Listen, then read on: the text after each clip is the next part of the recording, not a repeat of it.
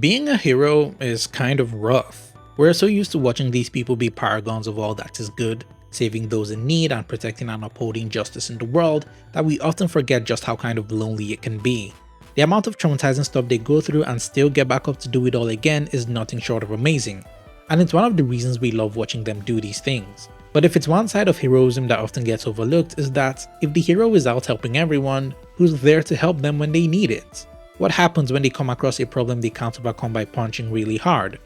Well, Kamen Rider Gavv's answer to this is through finding a community and a healthy support system. So I've been following Gavv since it began airing, and it's been a lot of fun tuning in weekly to see where the story goes, as well as seeing what other people are saying about it online. For me, it's looking to be a contender for my all-time favorite Kamen Rider series, and that's mostly thanks to the message behind the series. That being the importance of community and how it can help people overcome their struggles. How, no matter how strong you may be on your own, you still need people to talk to and help you out when you're going through tough times. It shows just how beautiful human connections are. But before I get into it properly, first a brief background on the series for those tuning in unfamiliar with the show. Kamen Rider Gavv follows the story of Shoma, a young man on the run from an evil candy corporation called Stomach Inc., a corporation from another world inhabited by creatures called Granutes. Stomach Inc. being ruled by the Stomach family. After witnessing his mother get turned into ingredients for a granite snack called Dark Treat, effectively killing her, Shoma flees to the human world where he meets Sachika, who takes him in working for her odd jobs agency, Happy Party. Using the power he acquires from eating snacks, he transforms into the titular Kamen Rider Gavv, the hero powered by gummies beating down evil granite part-timers who come to the human world to harvest humans to make more dark treats. With the help of our secondary rider Hanto, a reporter who witnessed his mother get kidnapped by Granutes when he was a kid, as well as our tertiary rider Lakia, a Granute trying to find the person who murdered his brother, they all strive to put an end to the Stomachs and their evil plans to harvest humans, while dealing with their own interpersonal issues along the way. That's pretty much the main gist of Gavv, and it's a series I cannot recommend enough. With its amazing character-driven story and crazy unique fight choreography, there is never a dull moment in the series. If by chance you're looking for a good way to get into Kamen Rider as a whole, I think Gavv is a great entry point to it, as it really carries the soul of what it means to be a Kamen Rider. But glazing aside, I have to warn you that I will pretty much be spoiling all of Kamen Rider Gavv, so even if you have the slightest interest in checking the series out, now would be a good time to do so. You have been warned. So, as I said earlier, one of the central themes of Kamen Rider Gavv is the power of community and how it helps those overcome the things that weigh them down. Our three main riders, Shoma, Hanto, and Lakia, are all characters who experience the loss of a loved one at the hands of Stomach Inc. Shoma basically grew up as a prisoner with his mother in the Granute world. His father being the president of Stomach Inc. didn't help, as it only led to him being shunned by his siblings. Every day of his childhood was spent being afraid he'd die by their hands, and when his father died, they didn't waste any time trying to end him and his mother. Unfortunately, he was the only one who made it out safely, witnessing his mother get compressed and turned into a dark treat. Hanto witnessed his mother get taken by a Granute as a kid, burning the image into his mind. He spent his whole life trying to find more about Granutes, and when he does begin to dig up more information, they go on to take the life of his mentor and father figure, further fueling his hatred for Granutes. Lakia is a Granute who lost his younger brother, the only family he had, who had gone off to work for Stomach Inc. while dealing with a crippling dark treat addiction. But then he ended up getting killed when he tried to quit because he didn't agree with what they were doing, dying in his brother's arms. These men carry a lot of pain and sorrow in their hearts that they embody in different ways. Let's start things off with our main character Shoma. Shoma begins the series with nothing. He winds up in a world he knows next to nothing about, only going off of the little he learned from his mother. His unfamiliarity with the human world also translates into his unfamiliarity with human relationships and emotions. It's only until he meets Sachika does he slowly begin to learn more and more about these very complicated feelings he has. But even then, Shoma still struggles to understand himself, and this leads to him having the bad habit of being very self-sacrificial. Shoma's grief is one that manifests in self-isolation and self-depreciation.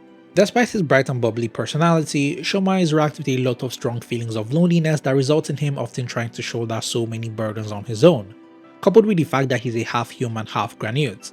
And who can blame the guy? Because of the awful way he grew up, being told he was a worthless abomination by the people that were supposed to be his family, he carries that into adulthood, which is why when he comes across people that actually value him, he can't help but want to go above and beyond for them, just so that, in his eyes, can continue to provide value to them. Don't get me wrong, I think it's commendable wanting to go so far for the people you care about, as well as looking out for those around you. Hell, one of Shoma's motivations is protecting the happiness of humans everywhere.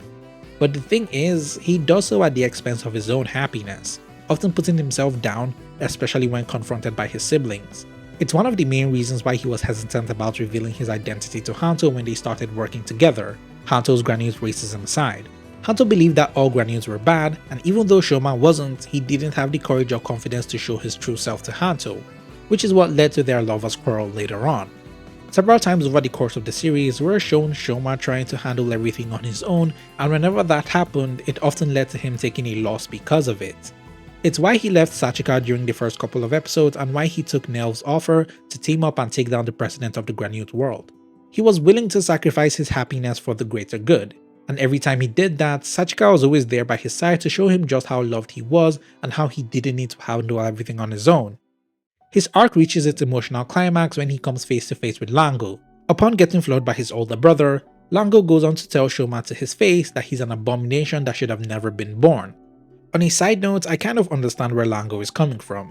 To him, his father came back home one day with what was essentially livestock and had a kid with it no less, and threatened to kill them if they ever hurt them.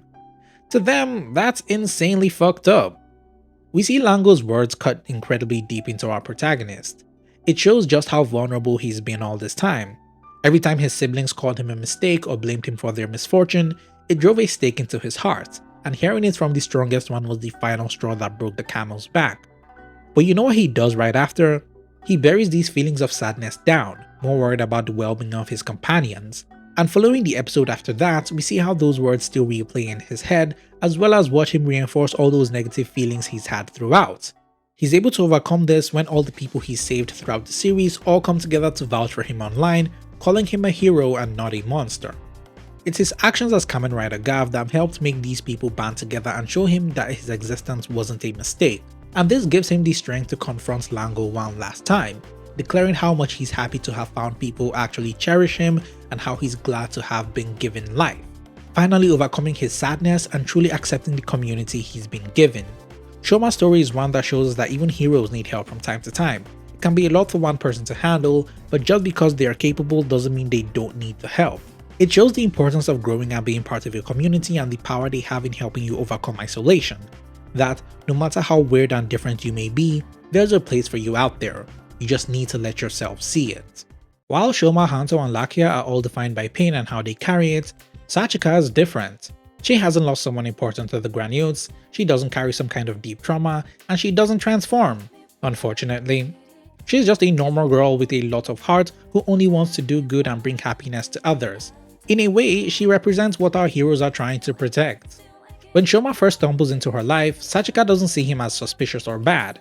She wholeheartedly believes in him, even during the Bitter Gavv arc when the clips of evil Shoma were being passed around online.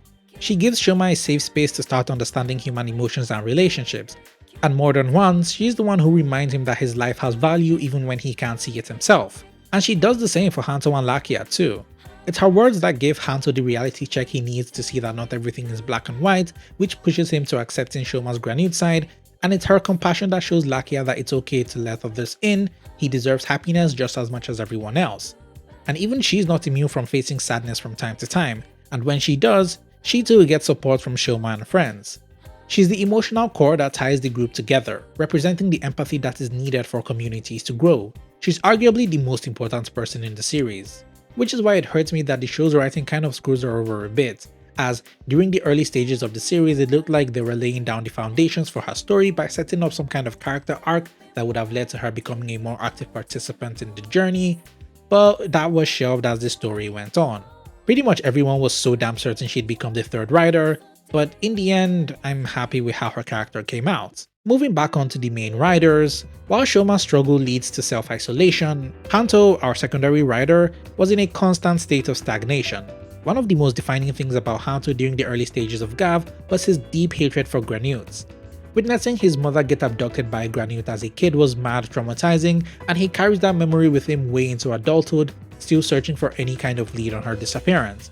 However, it's only until Hanto's mentor and adoptive father is killed by them that does his disdain for them grow into full-on hatred, while also blaming himself for his death. Losing two of the most important people in his life sets him on the path of destruction, vowing to wipe out every single Granute he comes across. and he's kind of an ass about it. He channels the grief he has into rage against Granute, but this begins to blind him, leading to his stagnation. Hanto is stuck in the past, unable to let go of the pain he's held onto for so long. He refuses to change his mindset during the early stages of the show, even after interacting with Shoma and fighting alongside him.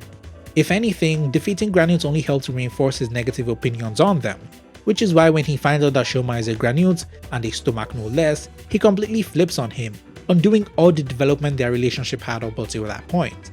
This is what leads him to getting taken advantage of by Suga. Suga is actually a lot like Hanto, stuck in the past, conducting experiments in hopes of bringing back the child he lost as the ultimate life form. It's a shame we never got to see that plot point play out to its fullest, but oh well. It's only through Shoma reaching out to and never giving up on him that does he finally come to accept that blaming yourself for the things that happened in the past won't change anything. The only thing you can really do is use that to continue moving forward, avoiding the same mistakes. And this lesson comes back again when he finally finds the Granute that abducted his mother. It seemed like it'd be a very easy choice knowing what to do next, but things are different.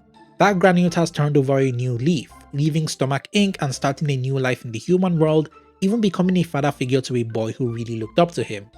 The Granute deeply regrets what he did and is ready to give up his life to atone for his sins. But Hanto doesn't kill him. He realizes that if he did that, he'd only be doing the same thing the Granute did to him. He'd be taking someone away from a person who really needs them, perpetrating the cycle of stagnation. This was a decision Hanto could only make because of the people he came to rely on, his community. Shoma, Sachika, and eventually Lakia are all people who help him see that there's more than one way to move forward, and this really impacts him positively as he goes on to be a really solid support for the rest of the crew. Like after their first defeat at the hands of Lango, he was the one who showed the most concern for Shoma and is the one who helps him understand just how valued he is. Moving on from Hanto, we shift our focus to Lakia. Much like Hanto, Lakia is a person who's fueled by anger trying to find his brother's killer. At the start of his journey, he has no set direction, only knowing the culprit to be someone from Stomach Inc., and so he infiltrates them trying to find any kind of lead. This is what leads him to starting out as an antagonist towards our heroes before having Shoma reach out to him. It's only after joining the good guys do we begin to learn more about him. Lakia starts out as a pretty stoic and aloof guy who tends to distance himself from people as well as his own emotions. Because of the pain of losing someone dear to him, he bottles a lot of his feelings up and doesn't try to get involved with others all that much, while generally being apathetic towards things that weren't related to getting his revenge. Though he does slowly begin to open up more and more to the people around him, it always feels like there is a wall between him and the others. When he reluctantly joins the Happy Party gang, he finds it hard understanding why he should be involved in forming connections with others simply because he doesn't see any reason to. Adding to this is the fact that humans are still a relatively new concept to him, so he is less than eager to get to know them at first.